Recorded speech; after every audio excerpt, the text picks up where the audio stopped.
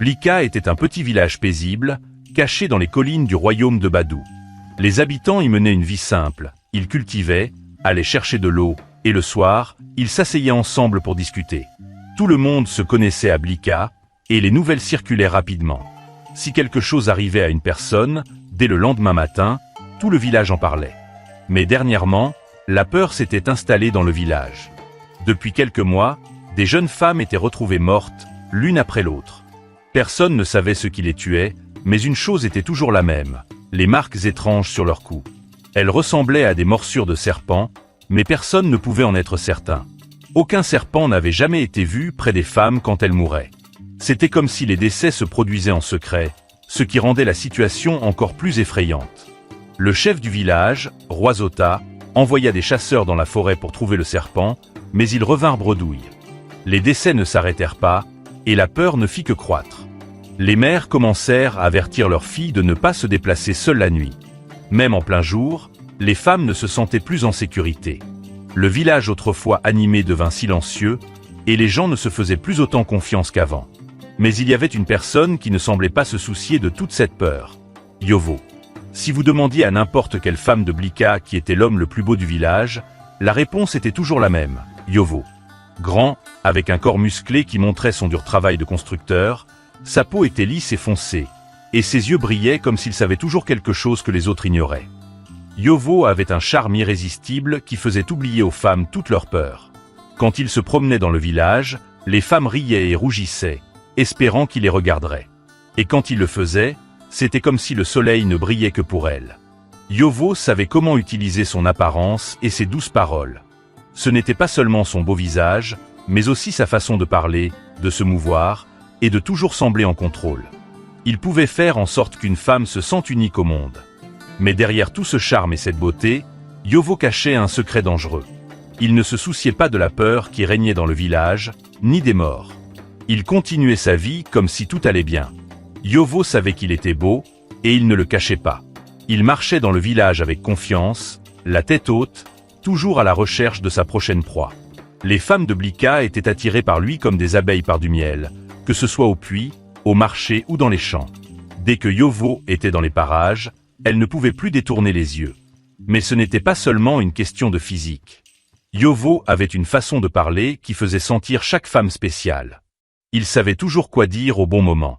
Sa voix était profonde et douce, comme le calme avant la tempête, et il savait comment faire sourire une femme, même quand elle était triste. Il ne se précipitait jamais. Yovo prenait son temps, les attirant lentement, gagnant leur confiance, les faisant le désirer. Si Yovo voulait une femme, il l'obtenait toujours. Tout ce qu'il fallait, c'était un sourire charmant, quelques paroles douces, et en peu de temps, elle était à lui. Une fois qu'il avait conquis une femme, il l'emmenait dans sa hutte, à l'écart du village, loin des regards curieux. Là, sous la lumière douce de la lune, Yovo exerçait son charme. Il était doux et patient, faisant en sorte que chaque femme se sente la plus importante au monde. Mais quand la nuit avançait, Yovo posait toujours la même étrange question. Sais-tu quelle est la différence entre la virilité d'un homme et un serpent? Les femmes ne savaient jamais quoi répondre. Elles riaient, pensant que c'était une blague. Mais avant qu'elles ne puissent dire quoi que ce soit, Yovo sifflait un son étrange, doux et inquiétant, qui flottait dans l'air.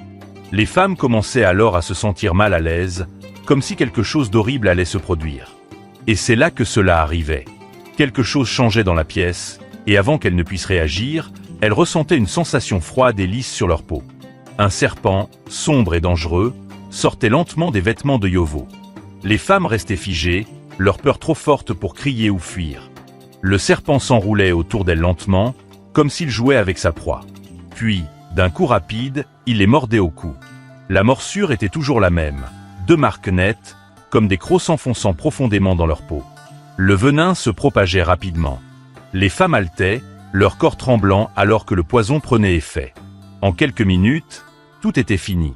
Elles étaient mortes, et Yovo restait là, debout, sans aucune émotion sur le visage. Au matin, le corps de la femme était retrouvé sur la place du village, froid et pâle, avec les étranges marques de morsures sur son cou. Les villageois se rassemblaient, secouant la tête, se demandant quel genre de serpent pouvait faire une telle chose. Mais personne ne soupçonnait Yovo. Il était trop beau, trop charmant, trop parfait. À chaque nouvelle mort, La peur dans le village grandissait. Mais Yovo ne s'en souciait pas. Il continuait sa vie comme si de rien n'était. Les femmes continuaient de rougir et de rire lorsqu'il passait, totalement inconscientes du danger qui se cachait derrière son apparence et ses douces paroles. La vie à Blika continuait, même avec la peur qui planait sur le village. Les femmes étaient plus prudentes, surtout la nuit. Mais la routine quotidienne de chercher de l'eau, de cultiver et de commercer continuait. À chaque fois qu'une femme mourait, les gens pleuraient, mais personne n'avait de réponse.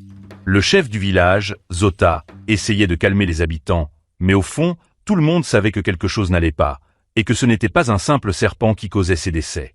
Un jour, un nouveau visage apparut dans le village, une femme nommée Kossa.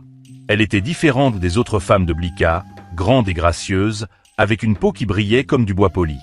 Kossa se tenait avec assurance, et sa beauté ne résidait pas seulement dans son visage ou son corps, mais dans sa manière de se déplacer, comme si rien autour d'elle ne la perturbait.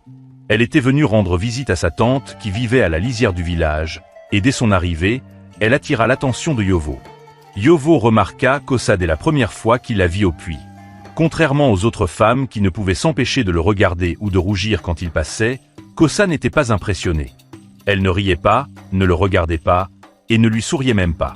Au lieu de cela, elle le regardait droit dans les yeux, son visage calme, comme si elle contrôlait tout. Cela intrigua Yovo. Il n'avait pas l'habitude d'être ignoré, et le calme de Kossa lui semblait un défi. Yovo avait toujours réussi à conquérir toutes les femmes qu'il désirait, et il n'allait pas laisser Kossa être la première à lui résister. Dès cet instant, Yovo décida qu'il devait la voir. Il commença à observer Kossa de plus près. Il remarqua qu'elle était toujours polie, mais jamais trop amicale. Elle parlait gentiment aux gens, mais ne laissait personne s'approcher trop près.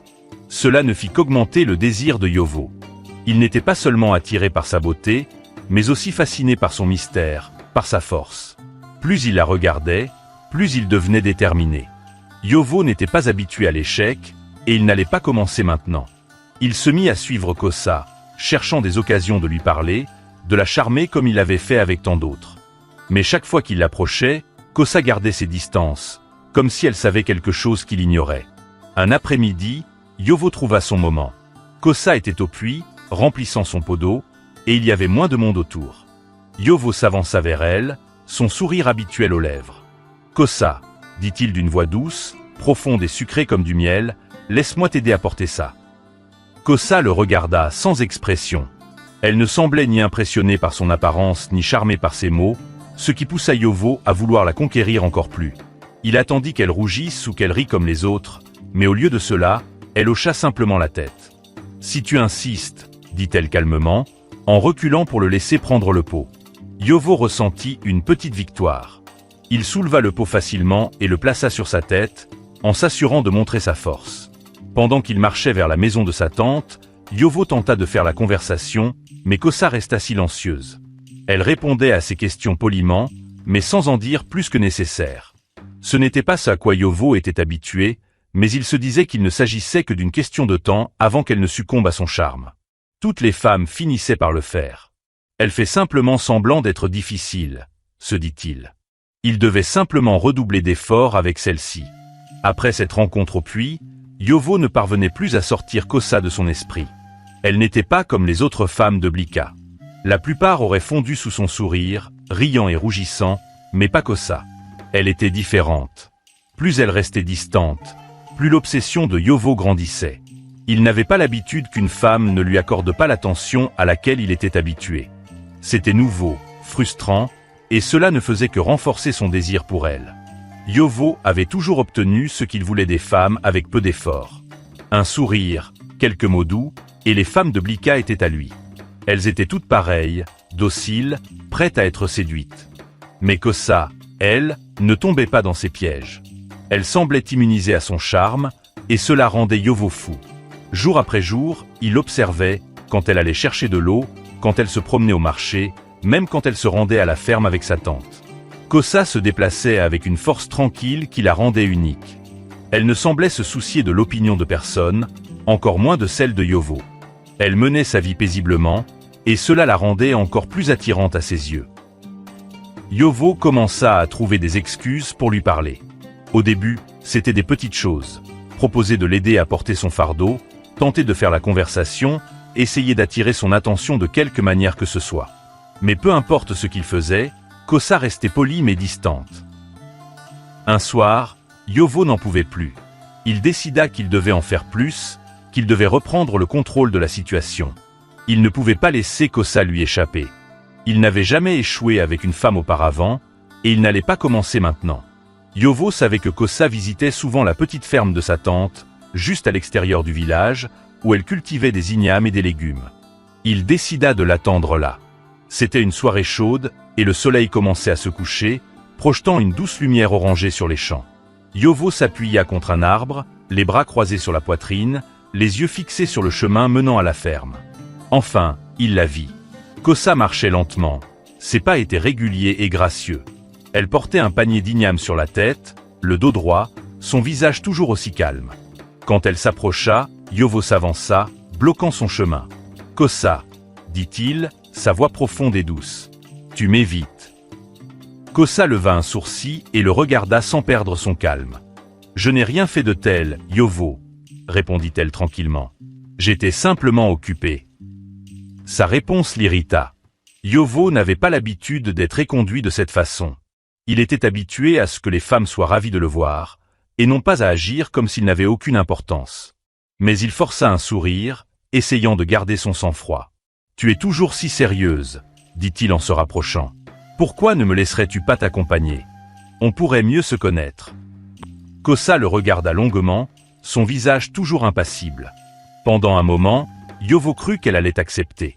Mais finalement, elle secoua la tête, contournant Yovo. « Ça ne m'intéresse pas, Yovo, » dit-elle simplement. Comment pouvait-elle simplement s'éloigner de lui ainsi? Personne ne lui avait jamais dit non de cette manière. Son orgueil en fut blessé, mais plus encore, son obsession pour Kosa grandit. Il ne pouvait pas la laisser s'échapper si facilement. Tandis que Kosa s'éloignait, les yeux de Yovo s'assombrirent. Il se fit une promesse à lui-même, il l'aurait, et elle ne pourrait pas lui résister bien longtemps. La frustration de Yovo grandissait à mesure que Kosa continuait à lui résister. Il était habitué à ce que les femmes tombent rapidement sous son charme, mais Kosa n'était pas comme les autres. Plus elle ignorait ses avances, plus son obsession grandissait. Il savait qu'il devait changer d'approche pour la conquérir. Cette fois, il décida d'être patient, de jouer sur la durée. Au lieu de la couvrir d'attention comme auparavant, Yovo se retira. Il cessa de la suivre partout et lui parlait à peine lorsqu'ils se croisaient. Il ne fallut pas longtemps pour que Kosa remarque ce changement. Elle s'attendait à ce qu'il continue d'essayer, mais maintenant il semblait distant, presque désintéressé. Ce changement dans le comportement de Yovo fonctionna. Après plusieurs jours à l'observer de loin, Kosa devint curieuse. Un soir, alors qu'il était assis devant sa hutte à aiguiser ses outils, elle l'approcha. « Tu as été silencieux ces derniers temps » remarqua-t-elle d'un ton calme mais curieux. Yovo se contenta de hocher la tête, donnant des réponses courtes, sans expression. Il savait que cela l'attirerait davantage. Après quelques moments de silence, Yovo suggéra une promenade, et Kosa accepta, baissant légèrement sa garde. Pendant qu'il marchait, Yovo maintint la conversation légère, juste assez pour la mettre à l'aise. Il voulait qu'elle croie qu'il avait changé, qu'il était plus qu'un séducteur en quête d'attention. Et doucement, cela sembla fonctionner. Yovo avait bien joué ses cartes, et maintenant les défenses de Kosa baissaient.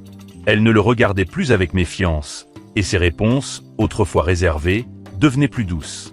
Yovo pouvait sentir que le moment qu'il attendait était proche. Sa patience avait porté ses fruits. Un soir, alors que le soleil se couchait sur le village, Yovo décida qu'il était temps d'agir. Il invita Kosa à sa hutte, en lui proposant de passer une soirée tranquille ensemble. Kosa, désormais plus à l'aise avec lui, accepta. L'air était immobile, et le village semblait presque trop calme alors qu'il se dirigeait vers la hutte de Yovo, située à la périphérie de Blika. À l'intérieur, la lumière vacillante d'une petite lampe à huile projetait des ombres douces sur les murs. Yovo lui offrit un siège et lui versa du vin de palme, sa voix calme et apaisante pendant qu'ils discutaient. Kosa sirotait lentement le vin, ses yeux le regardant attentivement, mais sans la même dureté qu'auparavant. Yovo souriait intérieurement, sachant que le moment était enfin venu. Il se rapprocha doucement, effleurant délicatement ses doigts, et commença à parler avec cette voix basse et séduisante qui faisait sa renommée. « Kosa, » dit-il doucement, « j'ai pensé à toi. Tu es différente des autres, forte, indépendante. Kossa sourit légèrement, toujours détendu, mais Yovo pouvait voir que ses paroles avaient un effet. Il se pencha un peu plus près, sa voix presque un murmure. « Sais-tu quelle est la différence entre la virilité d'un homme et un serpent ?» Les sourcils de Kossa se froncèrent légèrement, confuse par la question soudaine. Elle ouvrit la bouche pour répondre, mais avant qu'elle ne puisse dire quoi que ce soit, Yovo commença à siffler. Le son était doux au début, à peine perceptible, mais il devint plus fort, remplissant la pièce d'une mélodie étrange. Kossa se tendit dans son siège, soudainement mal à l'aise, mais c'était trop tard. Dans l'ombre, une forme sombre commença à bouger. Les yeux de Kossa s'élargirent en voyant un serpent, long et menaçant, sortir du pantalon de Yovo. Les écailles froides et lisses du serpent brillaient à la lueur tamisée, tandis que la créature se glissait autour d'elle. Yovo regardait, son visage impassible, alors que le serpent se préparait à frapper. Mais cette fois, quelque chose était différent. Kossa, bien que terrifiée, plongea soudain la main dans les plis de son pagne et en sortit une petite flûte blanche. Sans hésitation, elle souffla dedans, et le son qui en sortit était perçant, emplissant l'air d'une énergie étrange. Les yeux de Yovo s'agrandirent de surprise, tandis que le serpent se figea en plein élan. Il hésita, confus, ses yeux désormais rivés sur Kossa au lieu de sa proie habituelle. Elle souffla à nouveau dans la flûte, et cette fois, le serpent se détourna lentement d'elle pour se diriger vers Yovo. Yovo recula, la peur traversant son visage pour la première fois. Le serpent, désormais sous le contrôle de Kossa, s'enroula autour de lui, serrant son étreinte. Yovo haletait, luttant pour respirer tandis que le serpent se resserrait, ses crocs menaçant son cou. Balbutia Yovo, sa voix à peine un murmure. Le visage de Kossa était calme, ses yeux froids et perçants. « Tu n'es pas le seul à savoir contrôler un serpent. Il est temps que tu paies pour tes actes maléfiques. » Avant que Yovo ne puisse répondre, le serpent frappa, enfonçant ses crocs dans son cou. Le venin se répandit rapidement, le paralysant presque instantanément. Le serpent desserra son étreinte et se glissa dans l'obscurité, laissant Yovo sans vie sur le sol. Bien avant que Kossa ne mette les pieds à Blika, son cœur était lourd de chagrin et de colère. La raison de sa venue au village n'était pas simplement pour rendre visite à sa tante, mais pour chercher des réponses. Quelques mois plus tôt, elle avait perdu sa plus proche amie, Afi, dans l'un des décès mystérieux qui avaient secoué les villages voisins. La douleur de perdre Afi l'avait profondément marquée, et Kossa s'était juré de trouver la personne responsable. Afi et Kossa avaient grandi ensemble, inséparables depuis l'enfance. Afi débordait de vie, toujours en train de rire et pleine d'énergie. Elle partageait tout, de leurs rêves à leurs secrets les plus profonds. Un soir, Afi avait confié à Kossa qu'elle voyait quelqu'un de nouveau, un homme qu'elle décrivait comme grand, beau et charmant, quelqu'un qui la faisait se sentir comme la seule femme au monde. Mais Afi n'avait jamais mentionné son nom. Elle avait simplement dit que cet homme avait quelque chose de mystérieux, quelque chose qu'elle ne parvenait pas à expliquer. 2 semaines plus tard, Afi fut retrouvée morte, son corps étendu sur la place du village, froid et pâle, avec d'étranges marques de morsures sur le cou, comme les autres victimes. Le village pleura sa perte, mais personne n'avait de réponse. Kossa était dévastée, et son chagrin se transforma rapidement en suspicion. Qui était cet homme qu'Afi voyait? Pourquoi n'avait-elle jamais révélé son nom? Et pourquoi personne ne savait rien de lui? Kossa ne pouvait pas laisser cela de côté. Elle savait que la mort de son ami n'était pas un simple accident. Cela devait être lié à cet homme mystérieux. Son instinct lui disait que quelque chose de sombre se tramait. Alors, elle commença à poser des questions, discrètement, prudemment. Elle voulait tout savoir sur les récents décès, et bientôt, ses recherches la menèrent à Blika. Quand Kossa arriva à Blika et posa les yeux sur Yovo pour la première fois, elle le soupçonna immédiatement. Son apparence, son charme, et la manière dont il attirait l'attention correspondaient parfaitement à la description que Kim avait donnée. Yovo était le genre d'homme capable de séduire n'importe quelle femme, et l'instinct de Kossa lui disait qu'il cachait quelque chose. Mais Kossa savait qu'elle ne pouvait pas le confronter directement. Yovo était trop prudent, trop rusé. Si elle voulait percer le mystère, elle devait être patiente. Elle devait jouer son jeu, lui faire croire qu'elle n'était qu'une autre femme attirée par son charme. Ainsi, elle le laissa l'approcher, lui faisant croire qu'il la séduisait peu à peu. Mais tout ce temps, Kossa observait, attendant le bon moment pour frapper. Avant de venir à Blika, Kossa avait sollicité l'aide d'une puissante oracle dans son village natal. Les morts étaient trop étranges, trop semblables pour être l'œuvre d'un serpent ordinaire. L'oracle était connu pour voir au-delà du monde physique, pour dévoiler des vérités cachées, et Kossa espérait qu'elle aurait des réponses. L'oracle accueillit Kossa dans sa petite hutte, remplie de l'odeur d'herbe brûlée et imprégnée de l'énergie de l'invisible. Kossa lui expliqua tout, la mort mystérieuse d'Afi, les marques de morsure, l'homme étrange dont son ami avait parlé. L'oracle écouta en silence, les yeux fermés, comme si elle voyait bien au-delà des murs de sa hutte. Finalement, l'oracle ouvrit les yeux et parla d'une voix basse et rauque. « Il y a un homme, dit-elle, dont la virilité n'est pas comme celle des autres hommes. Il porte en lui un serpent de séduction et de mort. C'est son arme, sa malédiction. Avec lui, il attire les femmes dans son lit, et une fois sous son emprise, le serpent frappe. Le venin tue rapidement, ne laissant que des marques derrière. » Kossa sentit un frisson parcourir son corps. Elle soupçonnait quelque chose de sombre, mais cela dépassait tout ce qu'elle avait imaginé. Un homme serpent capable de charmer les femmes jusqu'à leur propre mort? Cela semblait impossible, mais les morts à Blika étaient trop réelles, trop fréquentes pour être ignorées. Y a-t-il un moyen de l'arrêter? Demanda Kossa, sa voix calme malgré la peur qui grandissait en elle. L'oracle hocha lentement la tête. Il y a un moyen, mais il est dangereux. Tu dois utiliser son arme contre lui. Le serpent réagit à un son spécifique, un sifflement qu'il utilise pour le contrôler. Mais avec le bon outil, tu peux contrôler le serpent. Je te donnerai une flûte, un instrument sacré qui te protégera. Si tu la joues au bon moment, le serpent obéira, pas lui. L'oracle tendit à Kossa une petite flûte en argent, pas plus grande que sa main. Elle semblait simple, mais Kossa pouvait sentir la puissance qui s'en dégageait. C'était sa seule chance. Mais attention, continua l'oracle. Il est rusé. Il essaiera de te séduire, de te faire confiance. Tu dois le laisser croire qu'il a gagné. Ce n'est qu'alors que tu pourras frapper. Avec la flûte en main et un plan qui se formait dans son esprit, Kossa se mit en route pour Blika, prête à affronter l'homme qu'elle croyait responsable de la mort de son ami. Dès qu'elle vit Yovo, elle sut qu'elle avait raison. Il correspondait parfaitement à la description, le charme, l'arrogance, la façon dont il attirait les femmes comme des mouches sur du miel. Elle devait être prudente. Elle ne pouvait pas lui révéler ses véritables intentions, alors elle joua le jeu, le laissant penser qu'il se rapprochait, qu'elle tombait sous son charme comme les autres. Ce que Yovo ignorait, c'est que Kossa était différente. Elle n'était pas une simple victime. Elle était venue pour se venger, pour obtenir justice. Et avec la flûte de l'oracle, elle avait le pouvoir de s'assurer que Yovo paie pour ce qu'il avait fait à Afi et à toutes les autres femmes tombées sous son sort mortel. Au matin, le village de Blika était en ébullition, les chuchotements remplissaient l'air. Les villageois s'étaient rassemblés sur la place, leurs visages marqués par la stupeur et l'incrédulité. Yovo, l'homme qu'ils admiraient tous, gisait sans vie au milieu de la place, son corps pâle et immobile. À côté de lui, le serpent, son terrible secret, était enroulé, la tête coupée et inerte. Kossa se tenait devant les villageois, le visage calme mais le cœur lourd. Elle avait accompli ce pourquoi elle était venue.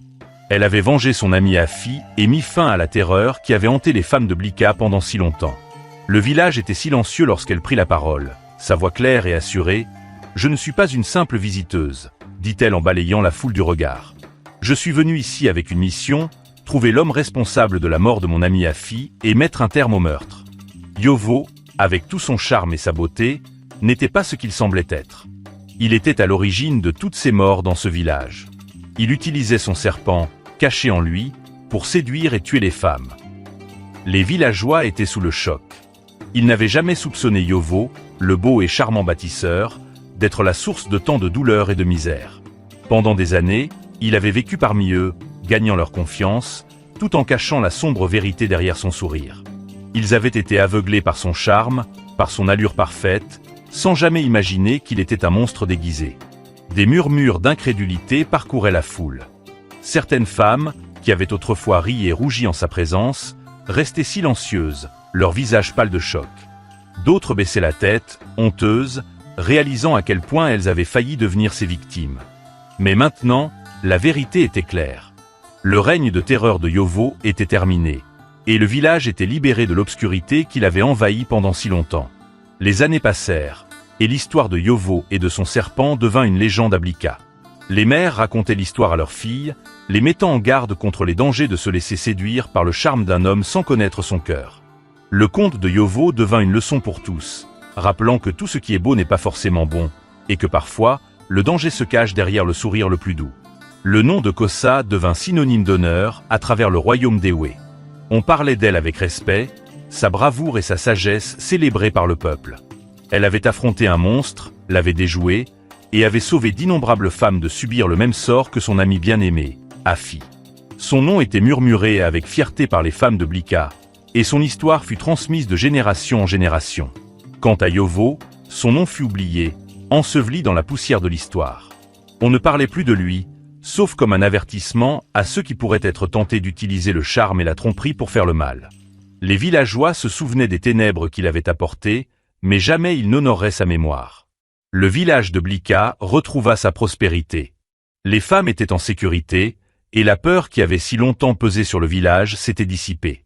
La vie reprit son cours normal, et les habitants de Blika trouvèrent la paix. Mais les leçons du passé ne furent jamais oubliées, servant de rappel de la force et de la sagesse nécessaires pour dévoiler la vérité et protéger les plus vulnérables.